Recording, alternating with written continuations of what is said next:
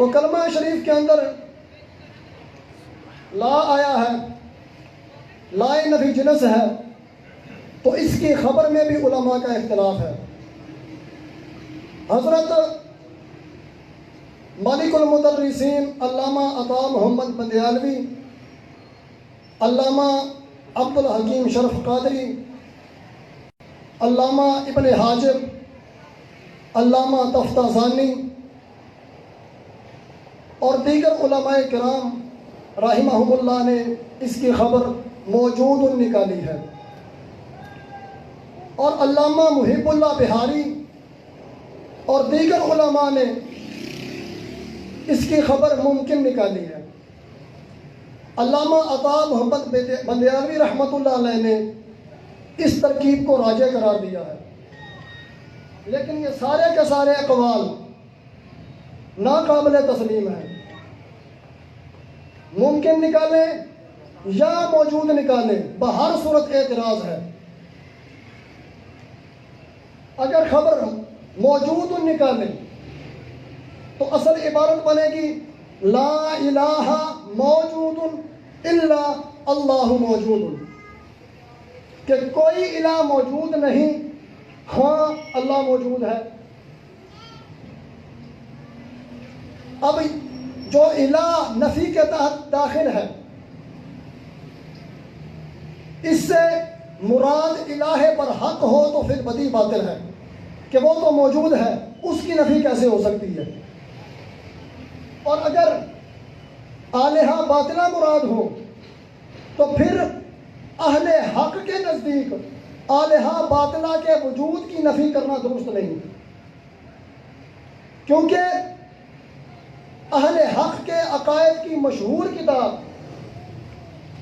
عقائد نسبیہ، اس کا پہلا مسئلہ ہے حقائق الاشیاء ثابتۃ والعلم بها متحقق خلافا للسوفسطائیہ۔ اہل حق اشیاء کی حقیقتوں کے ثبوت کے قائل ہیں، ان کے وجود کے قائل ہیں، تو ان کے مذہب کو لے کر اہل حق کا مذہب، ان کے مذہب کے مطابق الہ باطلہ کے وجود کی نفی نہیں ہو سکتی کہ 20 من کا بت، 30 من کا بت سامنے پڑا ہو، کہا جائے الہ باطلہ موجود نہیں، کیسے درست ہوگا؟ وہ تو موجود ہیں، اور اہل حق کا مذہب ہے کہ حقائق اشیاء ثابت ہے۔ ہاں سوفسطائیہ کا مذہب لے کر ترکیب درست ہو جائے گی، کیونکہ سوفسطائیہ حقائق اشیاء کے قائل نہیں، ان کے وجود کے قائل نہیں، چہ جائے کہ وہ متعدد الہہ کے وجود کو مانیں، تو ان کے مذہب کے مطابق الہ باطلہ کے وجود کی نفی کرنا درست ہوگا۔ لیکن ہم سوفسطائیہ کا مذہب لے کر کلمہ شریف کی ترکیب کو درست کرنے کی کوشش نہیں کریں گے، کیونکہ سوفسطائیہ کا مذہب باطل و مردود ہے، کہ جس سے یہ لازم آئے کہ اللہ تبارک و تعالیٰ کی معرفت کے دروازے بند کر دیے جائیں۔ ان کے مذہب کو ماننے سے اللہ تبارک و تعالیٰ کی معرفت کے دروازوں کو بند کرنا لازم آتا ہے، کیونکہ اللہ تبارک و تعالیٰ کی معرفت وسیلہ سے حاصل ہوتی ہے، مخلوق میں غور و فکر کیا جاتا ہے، تو پھر اللہ تبارک و تعالیٰ کی وحدانیت اور اس کے وجود پر دلیل قائم کی جاتی ہے۔ تو سوفسطائیہ کے مذہب میں اس وسیلے کی نفی ہے، اور وسیلے کی نفی سے اللہ تعالیٰ کی معرفت کی نفی ہو جائے گی، حالانکہ اللہ تبارک و تعالیٰ کی معرفت یہ مقصود اعظم ہے، زندگی بنتی ہی اس سے ہے۔ اللہ نے جنوں اور انسانوں کو اپنی معرفت کے لیے ہی پیدا فرمایا ہے، جیسا سے قاضی ثناء اللہ پانی پتی رحمۃ اللہ علیہ تفسیر مظہری میں فرماتے ہیں، وما خلقت الجن والانس الا لیعبدون کی تفسیر کرتے ہوئے، وما خلقت الجن والانس الا لیعرفون، کہ ہم نے جنوں اور انسانوں کو صرف اپنی معرفت کے لیے پیدا فرمایا۔ تو اللہ تعالیٰ کی معرفت وسیلے سے حاصل ہوگی، تو سو فستیہ کے مذہب کے مطابق وسیلے کی نفی ہو جائے گی، تو وسیلے کی نفی کرنے سے اللہ تعالیٰ کی معرفت کی نفی ہو جائے گی۔ تو جو چیز مقصود اعظم کی نفی کو لازم ہو وہ باطل و مردود ہوگی۔ اس واسطے ہم سو فستیہ کا مذہب لے کر ترکیب کو درست کرنے کی کوشش نہیں کریں گے، اور اہل حق کے مذہب کے مطابق ترکیب درست نہیں ہوگی۔ آلہہ باطلہ کے وجود کی نفی نہیں ہوگی کہ 20 من کا بت سامنے پڑا ہے، کہا جائے آلہہ باطلہ موجود نہیں، کیسے درست ہوگا؟ اور بعد میں اللہ کے لیے وجود کو ثابت کر دیا جائے تو توحید کیسے ثابت ہوگی؟ توحید تو تب ثابت ہوگی جب وجود صرف اللہ میں بند ہو، غیر کی طرف تجاوز نہ کرے۔ آلہہ باطلہ بھی موجود ہے، تو موجود نکالنے کی صورت میں خرابی آئے گی، اور اسی طرح اگر خبر ممکن نکالی جائے تو پھر بھی خرابی ہے، کیونکہ جو بھی موجود ہے دو حال سے خالی نہیں، یا تو ممکن الوجود ہے یا واجب الوجود ہے۔ اگر وجود ضروری اور عدم محال ہے تو پھر واجب الوجود ہے، اور اگر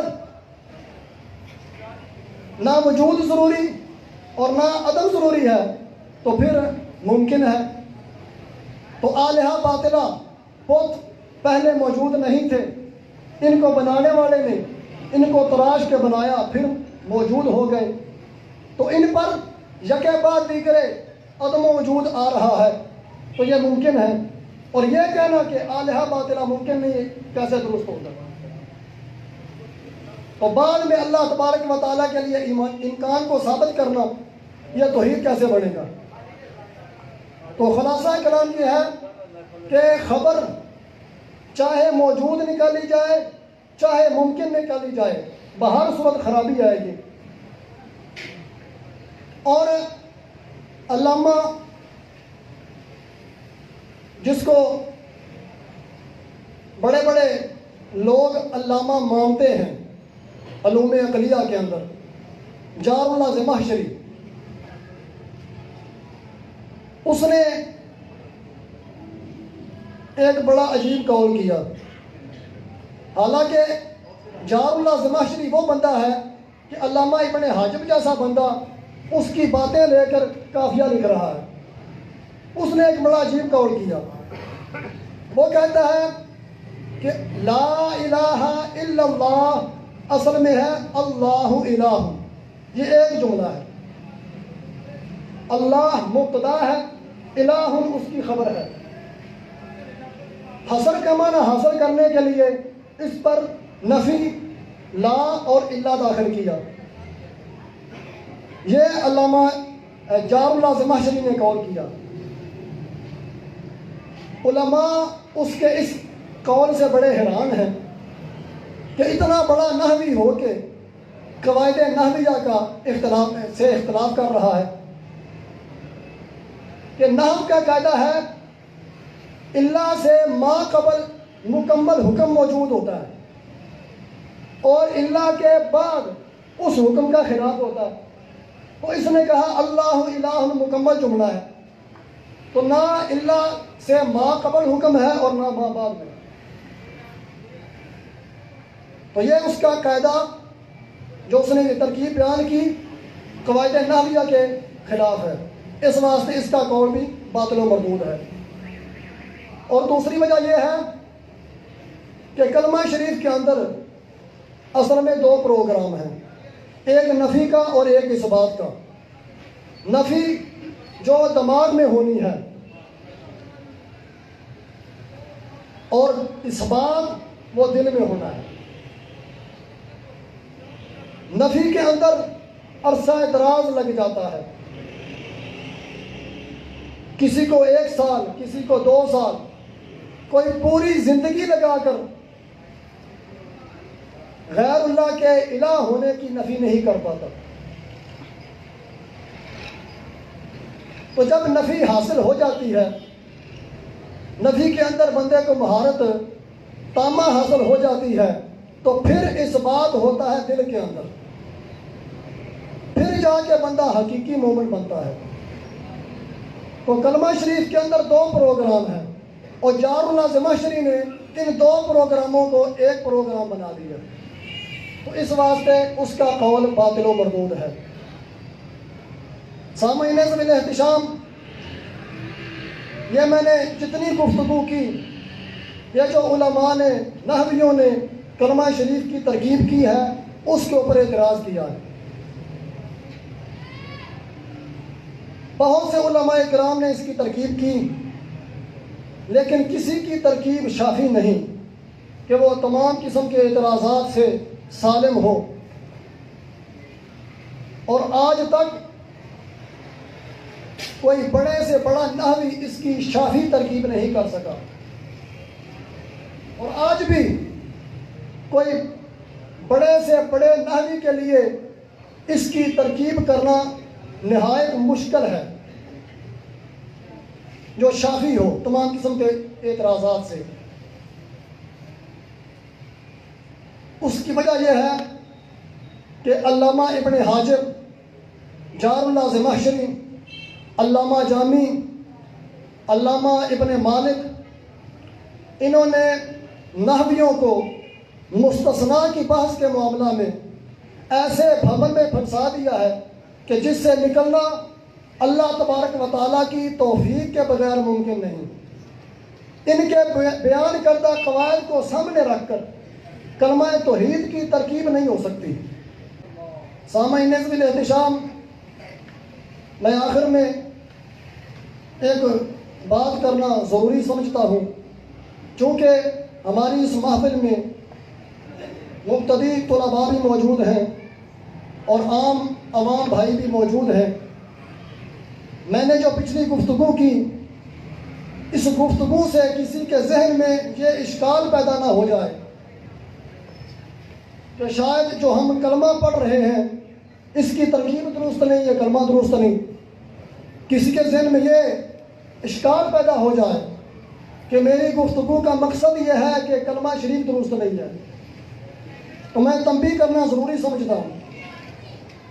سامعین عزیز الاحتشام، عربی گرامر بعد میں مرتب ہوئی ہے، تو جو کوئی نحوی نحو کا قاعدہ بیان کرتا ہے تو اس کے لیے ضروری ہے کہ وہ اپنے قاعدے پر دلیل اور استشہاد قرآن مجید یا احادیث مبارکہ یا پرانی عربی کے محاورات پیش کرے۔ اگر قرآن مجید یا حدیث کا کوئی جملہ یا پرانی عربی کا کوئی محاورہ اس کے قاعدے کے مطابق نہ ہو تو اعتراض اس جملے پر نہیں ہوتا، اس کے بیان کردہ قاعدے پر ہوتا ہے کہ تمہارا قاعدہ درست نہیں، یا تمہارا قاعدہ تو درست ہے لیکن وہ کلیہ نہیں، وہ اکثریہ ہے کہ یہ جزئی اس سے خارج ہے۔ تو تمام حضرات یہ بات ذہن نشین کر رہے ہیں کہ جو میں نے گفتگو کی اس کا ہرگز یہ مقصد نہیں کہ کلمہ طیبہ درست نہیں، بلکہ اعتراض اس قاعدے پر ہے یا جو علماء ترکیب کر رہے ہیں اس ترکیب پر ہے، کلمہ پر اعتراض نہیں۔ دعا ہے اللہ تبارک و تعالی ہمیں دین سمجھنے کی توفیق عطا فرمائے۔ دعا ہے اللہ تبارک و تعالی ہمارے جامعہ کو دن دگنی رات چگنی برکت عطا فرمائے۔